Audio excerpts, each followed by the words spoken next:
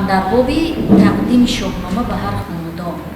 اکنون این شعر که 10 دکامبر سال 2023 انشا شده است، مصرع اولش رسد شاهنامه به هر خاندان است.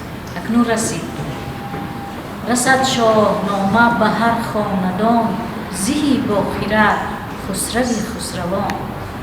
کیان سرشت و فریدون تبار، چی گوهر شناس و چی باننگ و آر.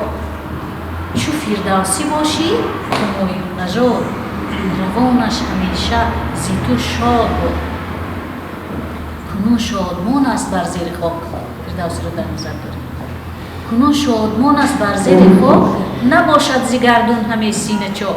زی محمود غزنی چی پروا بود، چو سامان گوهرش بر جا بود. ندانست قدرش شه بی نسب، زی بیگانگان این نباشد عجب. چی با کس بگذشت سال 1000، پس از 1000 سال به قدر فردوسی رسیدند پرزیدنت محترم ما. چی با کس بگذشت سال 1000، زی هم پرستان تو امید دار. تو دانای توسی نشاندی بگاه، بگویند احسن ناهید ما. چو شاهنامه خواند بماند گهش، بماند کلاه و بماند شهش.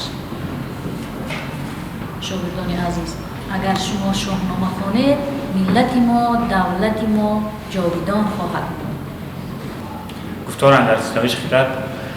کنون ای خردمند وصفی خرد، بدین جایگه گفتن در خورد. بگو تا چه داری بیار از خرد، که گوشی نیروشنده زو برخورد. خرد بهتر از هرچی ایزد داد، ستایش خرد را به از راه داد. خرد رهنمای و خرد دلکشای، خرد دست گیرد به هر دو سرای.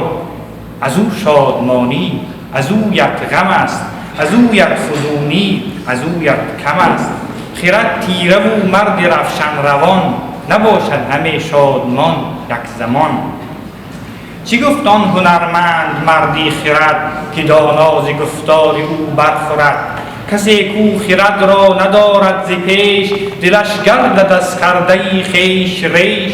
هشیوار دیوانه خواند ورا، همان خویش بیگانه داند ورا.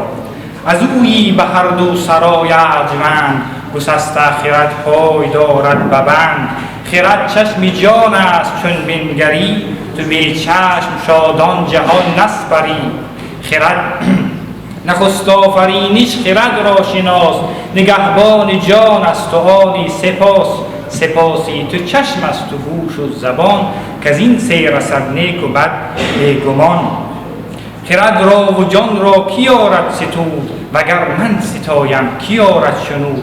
حکیما چو کس نیست گفتن چه سود، که از این پس بگو کآفرینش چه بود. تویی کرده ای کردگاری جهان، ندانی همه آشکار و نهان. همیشه خرد را تو دستور دار، و دو جانت از ناسزا دور دار. و گفتار دانندگان راه جوی، به گیتی بپوی و به هر کس بگوی. ز هر دانش چون سخن بشنوی، از آموختن یک زمان نغنوی. چو دیدار یابی به شاخی سخون، بدانی که دانش